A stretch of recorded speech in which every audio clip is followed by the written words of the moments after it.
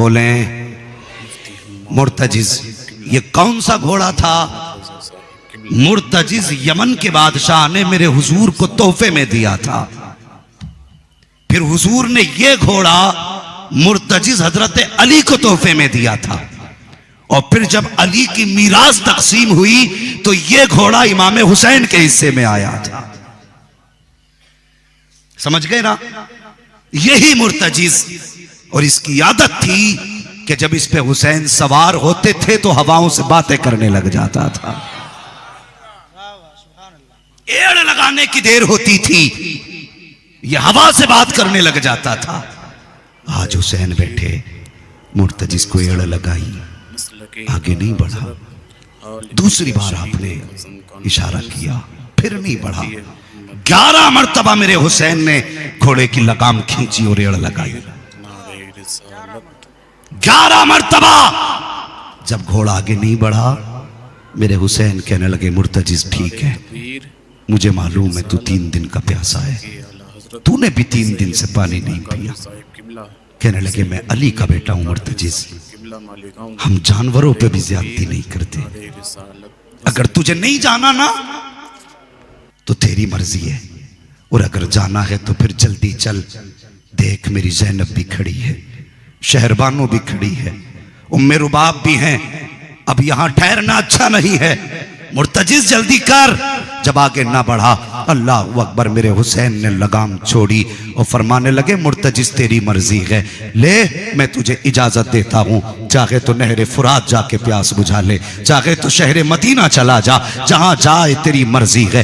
یہ کہہ کے جیسے ہی آپ نے پیر نکالا ہے، اس کی جس زین پہ بیٹھے تھے، زین چھوڑنے کا آپ نے ارادہ کیا ہے، اللہ اکبر، مورخین نے لکھا ہے مرتجز کا کلیجہ پانی پانی ہونے لگا۔ اس نے کہا تھا مالک اگر آج اجازت نہ ملی بولنے کی، ہمیشہ کے لیے رسوا ہو جاؤں گا۔ خدا نے مرتجز کو قوت گویائی عطا فرمائی۔ لوگ کہتے حسین کے گھوڑے کو بولنے کی طاقت کیسے ملی؟ میں کہتا ہوں نادان بتا تو صحیح، اصحاب کہف کی زندگی تھی، اگر وہ غار کے اندر جائیں تو کتا بھونکے، وہ کہتے ہمارے ساتھ نہ چل، کتا کہتا بولنے کی طاقت دے۔ اگر اصحاب کہف کو اس کے کہنے سے کتے کو بولی کی طاقت مل سکتی ہے تو میرے حسین کے گھوڑے کو بولنے کی طاقت کیوں نہیں مل سکتی؟ اللہ اکبر۔ مرتجز نے کہا تھا مالک مجھے بولنے کی طاقت دے، رب نے قوت گویائی دی۔ اب مرتجز نے کہا تھا حسین نوکروں سے ایسی باتیں نہیں کی جاتی ہیں، میری پیاس تیرے اصغر سے زیادہ تو نہ کی ہے، میری پیاس تیرے اکبر سے زیادہ تو نہ کی ہے، میری پیاس شہربانوں سے زیادہ تو نہ کی ہے، میری پیاس ام رباب سے زیادہ تو نہ کی ہے۔ حسین میں نے اکبر کو پیاسے جاتے دیکھا ہے، حسین میں نے انہوں محمد کو جاتے دیکھا ہے، حسین مجھے پتا ہے تیرا اصغر پیاسا گیا ہے، حسین مجھے یہ بھی پتا ہے جتنے شہید گئے ہیں پانی کے بغیر گئے ہیں، مجھے شکوہ پانی کا نہیں، کہا پھر چلتا کیوں نہیں؟ اس نے کہا حسین مڑ کے ذرا خیمے کی طرف تو دیکھ۔ میرے حسین نے مڑ کے دیکھا ہے، حسین کی 7.25 سال کی سکینہ ہاتھ کا اشارہ کر کے کہہ رہی ہے مرتجز میرے باپ کو لے کے مت جانا، جو گیا ہے واپس نہیں آیا ہے، میرے باپ کو لے کے مت جانا، ٹھہر جا، ابھی مجھے اپنے باپ سے کچھ باتیں کرنی ہے۔ حسین نے بیٹی کا چہرہ دیکھا، سکینہ کیا بات ہے؟ بیٹی اشارہ کر کے کہتی ہے ابا ایک بار ذرا نیچے آ جائیے، مجھے آپ کے ماتھے پہ پیار کرنا ہے۔ اللہ اکبر، بیٹی بیٹی ہوتی ہے۔ اور پردیس جانے والوں جب پردیس جایا کرتے ہو، جب بیٹیاں راہوں میں کھڑی ہوتی ہیں تب پوچھ باپ کے جگر پہ کیا گزرا کرتی ہے، اور جب تم پردیس سے فون کر کے کہتے ہو بیٹی کیا حال ہے تو بیٹی کبھی یہ نہیں کہتی ہے ابا مجھے یہ چاہیے، ابا مجھے یہ چاہیے، بیٹیاں یہ کہتی بابا تیرے بغیر گھر میں جی نہیں لگتا ہے، کب آئے گا، کتنے دن لگیں گے۔ جب بیٹیاں اتنا کہتی ہیں تو دل کرتا کہ اللہ پردے دے، اڑ کے جائیں بیٹیوں کو گودوں میں کھلائیں۔ اور مجھے بتا تو صحیح، ہم پردیس جاتے ہیں، بیٹیاں رستہ روک کے کہتی جا تو رہے ہو، وعدہ کر کے جاؤ کتنے دن میں آؤ گے، اور یار واپس جانے کے لیے جا رہے ہو، واپس آنے کے لیے جا رہے ہو، لیکن بیٹیوں کا درد نہیں دیکھا جاتا۔ سلام کر حسین کی ہمت کو، ہمیشہ کے لیے جا رہا ہے، کبھی نہ آنے کے لیے جا رہا ہے۔ کہا بیٹی بات کیا ہے؟ حضرت سکینہ نے کہا تھا بابا ذرا ایک بار اتر کے آئیے، مجھے پیار کرنا ہے۔ میرے حسین کہتے ہیں بیٹی ایسے ہی بتا دو، میں سوار ہو چکا ہوں۔ کہا بابا پریشان کیوں ہوتے ہیں؟ اکبر جعفر گئے میں نے روکا نہ تھا, قاسم گئے میں نے روکا نہ تھا, غازی عباس گئے میں نے روکا نہ تھا. بابا میں آپ کی بیٹی ہوں, آپ کو بھی نہیں روکوں گی, بس ایک بار سواری سے نیچے اتر کے آ جائیے. اللہ اکبر. میرے حسین نے اتنا سنا ہے, سواری موڑی ہے سکینہ کی طرف. جب پہنچے ہیں قریب, دل میں خیال یہ تھا آج حسین آخری بار بیٹی کو پیار کرنا ہے. سکینہ کوئی عام سکینہ نہ تھی, یہ سکینہ حسین کے گلے کا تعویذ تھی. یہ سکینہ وہ ہے جسے نیند تب آتی تھی جب حسین کے سینے پہ سر ہوتا تھا. یہ سکینہ وہ ہے کہ حسین کی صبح بات میں ہوتی تھی, سکینہ پہلے آ جایا کرتی تھی. آج سکینہ سے جدائی ہے, کوئی مذاق نہیں ہے, کوئی یہ تاریخی کاریگری نہیں ہے. خدا کی قسم یہ حق اہل بیت کا ہے, یہ قربانی انہی کا حصہ تھا جو انہوں نے کیا ہے. آئے ہیں قریب, دل میں خیال ہے حسین آج آخری بار بیٹی کو سینے سے لگانا ہے, خوب ڈٹ کے پیار کرنا ہے. جیسی سواری پہ آئے ہیں, قریب آئے, سواری سے اترے. اترنے کے بعد جی میں آیا, دور سے بازو پھیلائے, کہتے آ سکینہ میرے سینے سے لگ جا.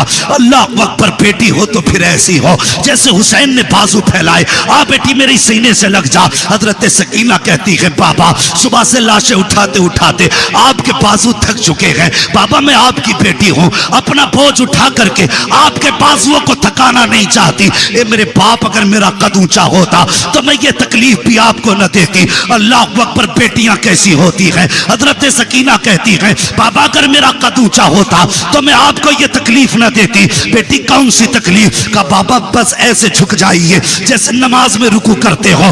اب ذرا دل تھام کے سننا, تجھے بتاؤں ڈھول بجانے کا نام حسینیت نہیں ہے, باجے گاجے کرنے کا نام حسینیت نہیں ہے. آ کے بیٹھ رضویوں کی محفل میں, تجھے پتا چلے گا حسینیت کسے کہتے ہیں. اگر دل روئے حسن کہتے ہیں, آنکھ رو جائے تو حسین کہتے ہیں. سبحان اللہ. نعرہ تکبیر, نعرہ رسالت, ذکر سودائے کربلا, امام حسین کا دامن. بیٹی بیٹی ہوتی ہے, خدا کے واسطے کبھی بیٹیوں کا دل نہ دکھایا کرو. بیٹیاں سارا دکھ خود اٹھا لیتی ہیں, کبھی باپ پہ دکھ نہیں دیکھ سکتی, باپ کو مصیبت میں نہیں دیکھ سکتی. یہ بیٹی ہوتی ہے.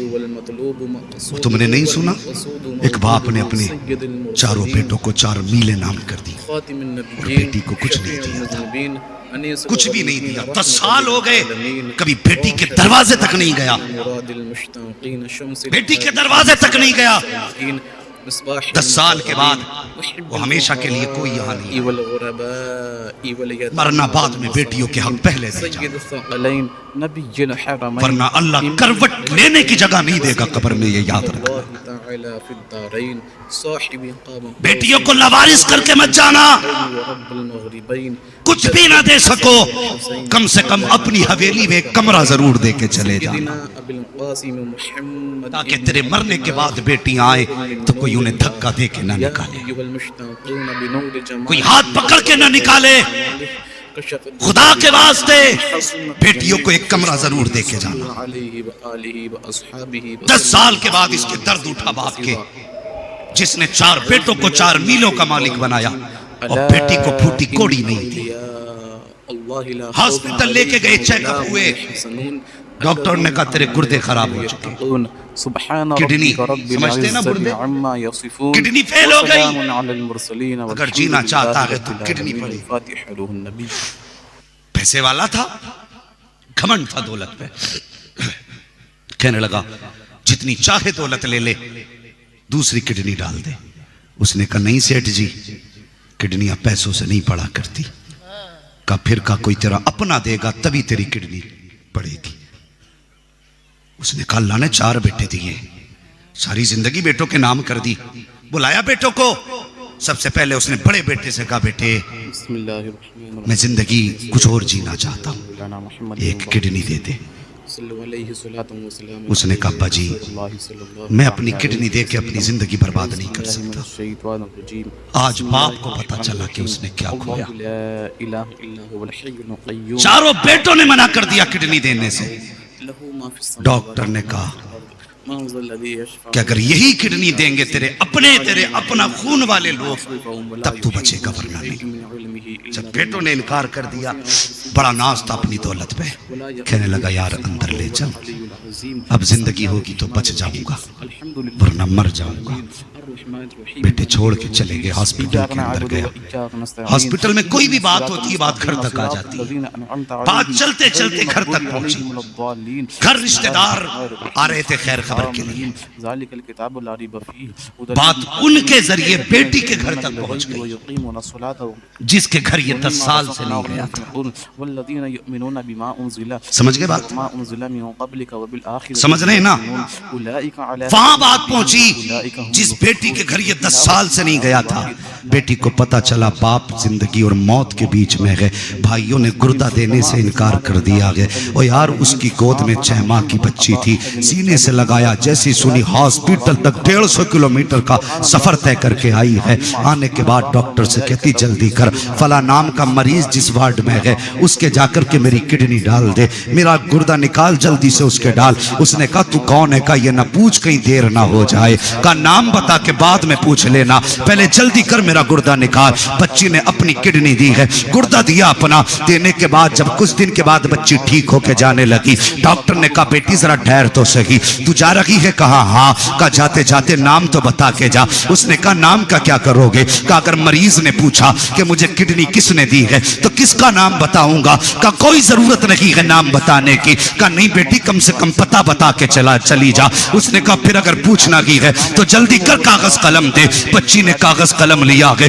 اللہ اکبر لکھا گئے۔ لکھنے کے بعد ڈاکٹر کو دے کے کہا سن اگر یہ نام کا مریض باہر جائے اور پوچھنے لگے پہلے تو انکار کرنا، اگر نہ مانے تو میرا یہ خط نکال کے اس مریض کے حوالے کر دینا۔ اللہ اکبر سننا پیارے۔ کچھ دن کے بعد جب یہ ٹھیک ہوا، رشتہ داری میں خبر پہنچی کہ سیٹھ جی ٹھیک ہو گئے ہیں، بیٹے بھی گیٹ پہ آ گئے، باقی بچی دولت بھی ابا کی ملنے والی ہے، ابا ٹھیک ہو گیا ہے۔ باپ کو پتا چلا، بیٹے ہاسپٹل کے دروازے پہ آئے کھڑے ہیں۔ اس نے کہا منع کر دو، مجھے آج کسی بیٹے سے نہیں ملنا ہے۔ کہنے لگا مجھے اس ڈاکٹر کے پاس لے کے چلو جس نے میری زندگی بچائی ہے۔ لوگ پکڑ کے وہاں لائے جہاں ڈاکٹر بیٹھا تھا۔ اس نے کہا یار تیرا شکریہ ہے، تو نے میری زندگی بچا لی۔ ڈاکٹر کہنے لگا شکریہ میرا ادا نہ کر۔ کہا کیوں؟ کہا شکریہ اس کا ادا کر جس نے تجھے زندگی دی ہے۔ کہا کس نے زندگی دی ہے؟ کیا تو نے علاج نہیں کیا؟ کہا علاج میں نے کیا ہے لیکن کڈنی کسی اور نے دی ہے۔ کہا وہ کون تھا؟ اس کا نام تو ہوگا۔ کہا ایک بچی آئی تھی،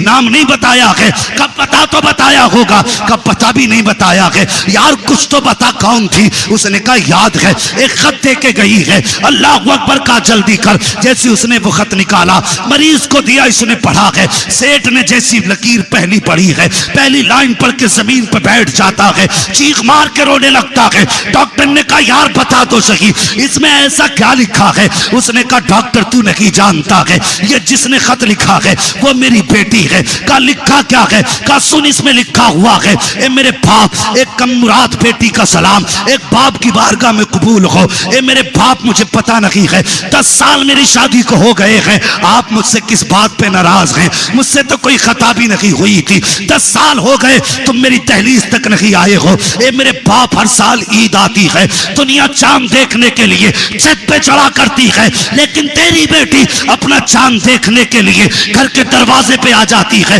سب آسمان پہ چاند دیکھتے ہیں اور میں تیری راہیں تکا کرتی ہوں۔ میں یہ سوچتی تھی شاید اس بار میرا باپ آتا ہوگا، شاید اس بار آتا ہوگا۔ 10 سال گزر گئے میرے باپ، لیکن تم نہیں آئے ہو۔ بابا مجھے یہ تو نہیں پتا مجھ سے خطا کیا ہوئی ہے، مجھے یہ بھی نہیں پتا میرا قصور کیا ہے، لیکن میرے باپ جب مجھے پتا چلا کہ تمہیں گردے کی ضرورت ہے، بیٹوں نے گردہ دینے سے انکار کر دیا